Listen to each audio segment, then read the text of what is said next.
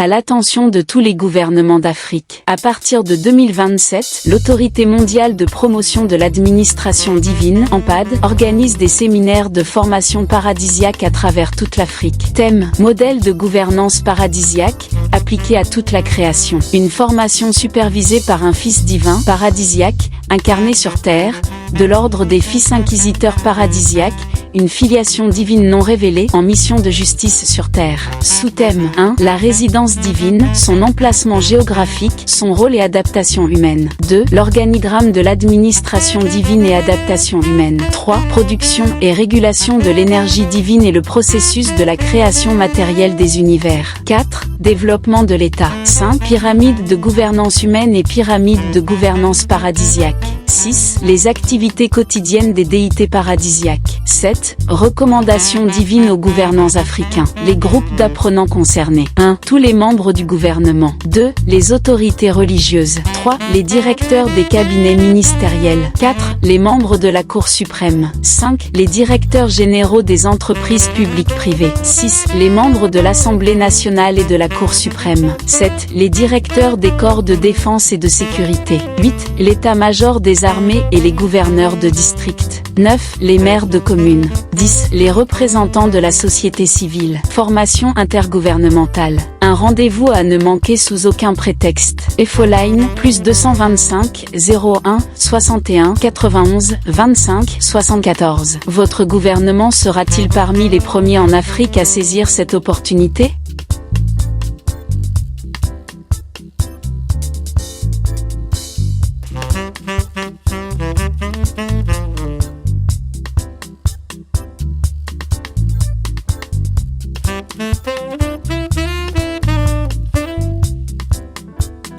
L'Autorité mondiale de promotion de l'administration divine présente les aspects physiques de notre ascension vers la perfection. Une cité architecturale désigne un ensemble urbain conçu avec une approche architecturale spécifique, souvent dans le but de créer un espace harmonieux, fonctionnel et esthétiquement cohérent. La beauté des cités célestes, ces sphères architecturales, est au-delà de l'entendement humain.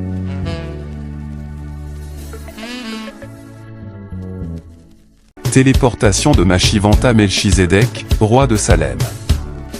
Depuis Salvington, en 1870, avant notre ère. Sa mission visait la préparation de l'incarnation charnelle de Michael-Aton, Jésus-Christ. Mashivanta Melchizedek, roi d'E Salem, originaire de Salvington. Mashivanta Melchizedek, roi d'E Salem, et Abraham. 94 ans plus tard, Melchizedek retourna chez lui, sur le monde pilote des Melchizedek de Salvington.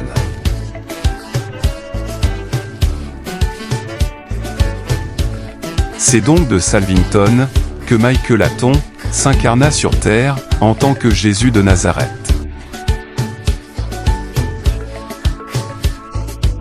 Docteur Assalé Afro, 40 ans d'études et de recherche spirituelle, diplômé en connaissances cosmiques, divines et paradisiaques.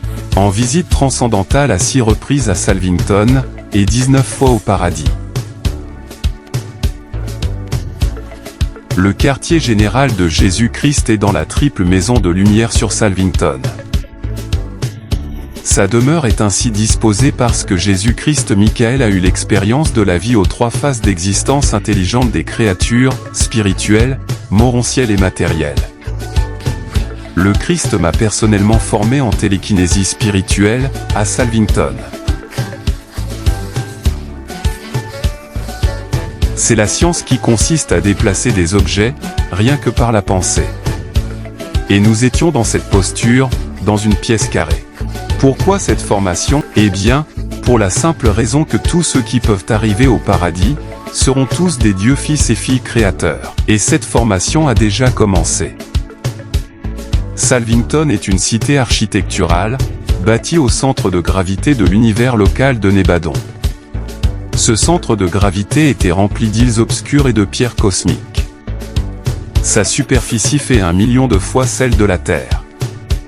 En langage paradisiaque, le suffixe ton signifie cité sphérique ou planétaire. Salvington est un transit obligatoire pour tous les pèlerins en partance pour le paradis.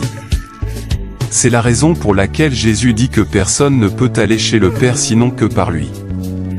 Les univers les plus proches de l'univers local de Jésus sont Avalon, Ancelon, Sancelon, Portalon, Wolverine, Fanovigne et Alvorigne. J'ai eu le privilège de visiter l'univers local de Sancelon, en compagnie de son fils créateur paradisiaque, Michael de Sancelon, qui m'a offert à l'occasion une résidence digne d'un chercheur de vérité cosmique. Il versa des larmes de joie au moment de faire mes adieux.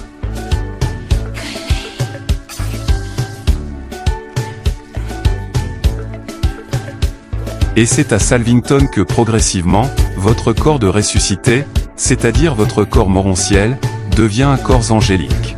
Les anges sont dotés d'un corps translucide, alimenté directement par des énergies spirituelles. Adieu donc à la nourriture physique. Pourquoi pour l'instant il vous est impossible de voir vos anges gardiens, à l'instar des hélices d'un ventilateur, visibles à l'arrêt, mais invisibles en marche, les anges vibrent à une haute fréquence et sont dotés d'un ADN à 12 spirales. En revanche, les natifs du paradis comme Jésus ont un corps spirituel à 24 spirales, leur très haute fréquence de vibration les rend si brillants au point que les esprits locaux de Nébadon s'inclinent dans un acte d'adoration pour vénérer les fils créateurs. J'ai moi aussi atteint un degré de luminosité spirituelle qui fait que ceux qui peuvent me voir en vision me trouvent tout autant plus lumineux que le soleil. Mais les natifs du paradis ont la faculté de baisser leur luminosité afin de se rendre visibles par les humains dans leur vision nocturne.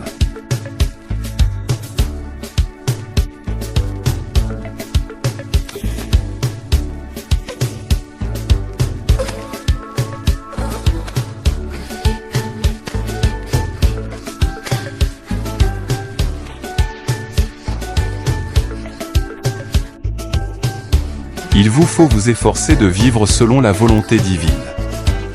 Évertuez-vous à faire de la beauté cosmique, de la vérité philosophique et de la bonté divine, vos critères de vie non négociables.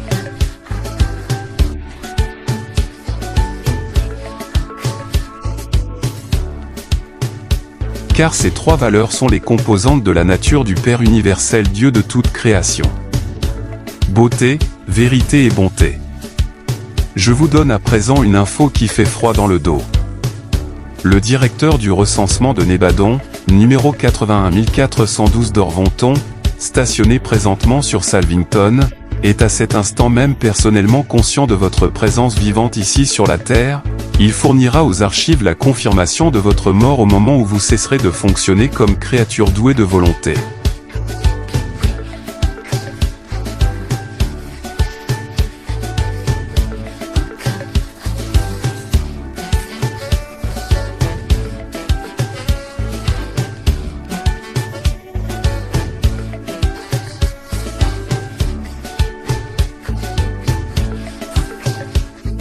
Il existe trois pouvoirs au paradis. Le premier est le pouvoir judiciaire détenu par le Père universel Dieu de toute création. Dieu est l'infinité qui abrite en son sein, aussi bien toute la création matérielle, que spirituelle. Les âmes qui réussissent à fusionner avec le fragment de Dieu, c'est-à-dire l'ajusteur de pensée, sont destinées à regagner les rives éternelles de la résidence du Père universel. Le paradis devient leur destination, leur terminus absolu. Le pouvoir législatif est assuré par le Fils éternel, et, ceux qui fusionnent avec le Fils éternel, sont destinés à rejoindre Uversa, la capitale de notre super univers d'Orvonton. C'est leur terminus.